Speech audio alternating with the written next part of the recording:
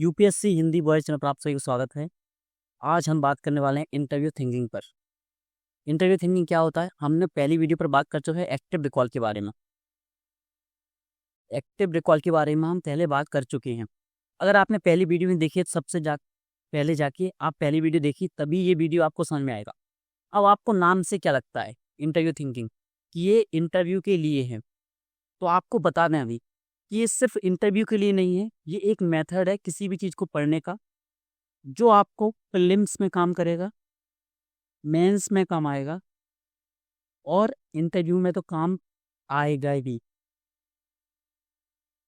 अब ये काम कैसे करता है, ये क्या होता है, अब आगे जानते हैं बिना समय गवाए हुए। देखिए, मान लीजिए हम एक बुक पढ़ रहे हैं।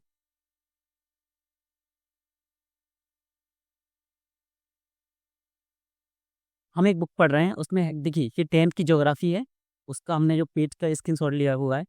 इसमें हेडिंग दी हुई है गहन जीव का कृषि या वाणिज्यिक कृषि।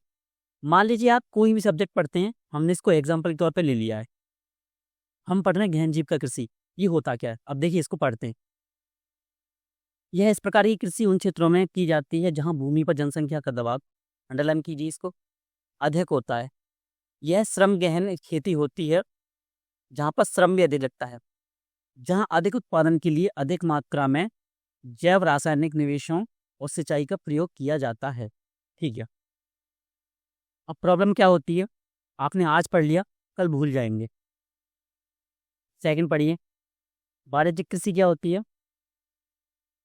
इस प्रकार की कृषि के मुख्य लक्षण आधुनिक निवेशों जैसे अधिक पैदावार वाले बीजों, रासायनिक उर्वरकों और कीटनाशकों के प्रयोग से उच्च पैदावार प्राप्त करना है। कृषि के वाणिज्यीकरण का स्तर विभिन्न प्रदेशों में अलग अलग है।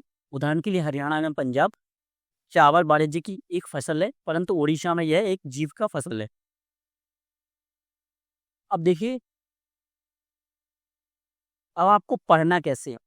सबसे पहले जब आप रिवीजन करेंगे तब एक्टिव रिकॉल के माध्यम से करेंगे। जब आप इंस्टेंट हाल पढ़ते हैं, किसी भी चीज़ को, नई चीज़ को पढ़ते हैं या किसी चीज़ को रिवीजन करते हैं, आप दोनों में इसको अप्लाई कर सकते हैं। अब इस चीज़ को आपको अप्लाई कब करना है, बुक से पढ़ते हुए। अब देखिए,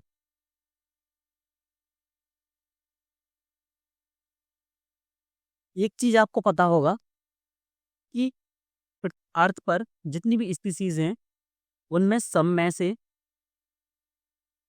सिर्फ ह्यूमन में एक बहुत सारी चीज़ें, उनमें से एक चीज़ है कि वो इमेजिनेशन कर सकता है, किसी चीज़ को इमेजिन कर सकता है। ये इमेजिन बहुत फायदेमंद होता है। देखिए, हमने आपको 2 एग्जाम्पल बताए। अब वो 2 एग्जाम्पल आंख बंद कीजिए अपनी और खुद को इस कुर्सी पर बैठा हुआ पाइए। तो ये कुर्सी दिख रही है आपको, इस व्यक्ति में खुद को मान लीजिए। आपके सामने इंटरव्यू पैनल बैठा हुआ है, वो आपसे पूछ रहा है कि वाणिज्यिक कृषि क्या होता है। आंख बंद करके आपको उसको आंसर देना है। मैं 100% ये आपसे ये बोल सकता हूँ कि आप पहली बार में आंसर दे ही नहीं पाएंगे। अगर आप आंसर दे भी पा रहे हैं तो एक अच्छी लैंग्वेज में नहीं दे पा रहे हैं। अब बात करते हैं अच्छी लैंग्वेज। प्रीलिम्स में तो ठीक है कि आप फैक्ट याद कर लीजिए, कैसे भी तो काम चल जाता है। मेंस में आप फैक्ट या कॉन्सेप्ट के साथ, फैक्ट्स तो आपको याद करने भी हैं, कॉन्सेप्ट भी आपको अच्छी तरीके से पढ़ना है। इसके साथ आपको आंसर लिखते के समय अच्छी लैंग्वेज चाहिए। वो अच्छी लैंग्वेज कैसे आएगी, वो आएगी इंटरव्यू थिंकिंग से। अब आपको वाणिज्यिक कृषि को अच्छी लैंग्वेज में इस पैनल को समझाना है। तो क्या आप समझा पा रहे हैं, नहीं समझा पा रहे हैं तो उसको एक बार दोबारा अच्छे से पढ़िए, फिर बताइए कि वाणिज्यिक कृषि क्या होता है। तो आप इसे बता देंगे सर कि हम उसका व्यापार या वाणिज्य करने के लिए या फायदे के लिए हम खेती करते हैं और उसको बेचते हैं जिससे लाभ होता है। अब वो पूछेंगे गहन जीव का कृषि क्या होती है, तब आप बोलते हैं कि सर किसी क्षेत्र में किसी भूमि कम होती है, वहां पर जनसंख्या का दबाव अधिक होता है। उस जनसंख्या के दबाव के कारण हमको रासायनिक भूमि के लिए रसायनों या कीटनाशकों का प्रयोग करना होता है या और अधिक सिंचाई का प्रयोग करना होता है। तो आप ऐसे बता देंगे। अब थर्ड क्वेश्चन आप खुद में क्या बनाएंगे और इमेजिन करेंगे कि मान लीजिए पैनल ने दोबारा काउंटर क्वेश्चन पूछा, इन्होंने पूछा अब बताइए कि इन दोनों में डिफरेंस क्या होता है। फिर आपको अच्छी लैंग्वेज में नहीं, आपको डिफरेंस बताना है। अब आप डिफरेंस कैसे बताएंगे कि सर एक कार्य जीविका के लिए हो रहा है और दूसरा कार्य हो रहा है व्यापार के लिए। सिंपल सी लाइन थी, अच्छी लैंग्वेज में आपने बताया। इंटरव्यू में आपको अच्छे मार्क्स मिलेंगे, मेंस में आंसर लिखेंगे तो अच्छे मार्क्स मिलेंगे, और प्रीलिम्स के लिए आपको इतना अच्छा फैक्ट याद हो गया क्योंकि आपने इंटरव्यू थिंकिंग में किया क्या? आपने इंटरव्यू थिंकिंग में किया क्या? एक अच्छी लैंग्वेज में आपने किसी को समझा दिया, भले ही आपने इमेजिन करके किसी को समझाया है, लेकिन आपने समझा दिया है किसी को उस कॉन्सेप्ट को। अगर आप किसी कॉन्सेप्ट को किसी अदर स्टूडेंट्स को या अदर पर्सन को या किसी को भी, एक्स वाई जेड किसी को मान लीजिए, एक्स वाई जेड किसी को भी मान लीजिए, अगर आपने उसको समझा दिया अच्छी लैंग्वेज में और आप उसको समझा पा रहे हैं, तो वो कॉन्सेप्ट आपके माइंड में आज से 10 साल बाद भी होगा, ये गारंटी है। और आप एक चीज़ देखेंगे, आपने कई बार इंटरव्यू की जो डाले हुए होते हैं कोचिंग्स वालों के, उन्होंने देखा होगा काउंटर क्वेश्चन पूछते हैं।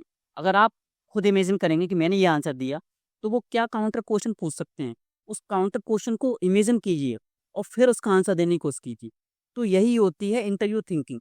इस चीज़ को आपको अप्लाई करना है। फिर आप आइए यूट्यूब चैनल पर और फिर इसमें कमेंट कीजिए कि कहाँ क्या प्रॉब्लम हुई। प्रॉब्लम हमने आपको बता दी कि प्रॉब्लम कहाँ होगी, शब्दों को बताने में, कि जब आप बोलते हैं तो एक वाक्य संरचना है वो सही नहीं बैठती है, तो वो क्या होगा, प्रैक्टिस करने से होगा।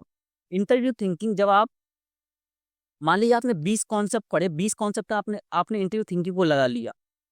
अब ये 20 कॉन्सेप्ट आपके इतने अच्छे तरीके से तैयार हैं, इन कॉन्सेप्ट से रिलेटेड अगर प्रीलिम्स में कोई क्वेश्चन आ गया तो आप बिल्कुल कंफ्यूज नहीं होंगे। आपको पता वो पॉइंट सही है तो सही है, गलत है तो गलत है। और होता क्या, प्रीलिम्स में जाकर एग्जाम हॉल में बच्चे कंफ्यूज ज़्यादा होते हैं कि मैंने पॉइंट पढ़ा तो है, लेकिन मुझे याद नहीं आ रहा कि ये सही है या गलत है। सेकंड मेंस में जब आप लिखेंगे तो आप कॉन्सेप्ट को आपको पहले सब से लेके आगे सब तक आपको पता है कि वाक्य संरचना क्या रहेगी, इस अवधारणा या कॉन्सेप्ट का मूल तत्व क्या था जो हमें लिखना है। बाकी इंटरव्यू की बात हमने कर ही दी है। अब इंटरव्यू थिंकिंग से आपके तीनों चीज़ों पर प्रभाव पड़ रहा है। अब ये आपके ऊपर है कि आप इस चीज़ को अपनाते हैं या नहीं अपनाते। फायदा आपका है, इसलिए अपना लीजिए इस चीज़ को। आशा करते हैं आपको वीडियो अच्छी तरीके से समझ में आया होगा। कमेंट कीजिए आपको वीडियो कैसा लगा, और 10 दिन इस चीज़ को अप्लाई कीजिए, 10 दिन बाद कमेंट कीजिए फिर दोबारा से कि आपको इसका कितना फ़ायदा हुआ। ठीक है, आप सभी का बहुत बहुत धन्यवाद। मिलते हैं नेक्स्ट वीडियो में।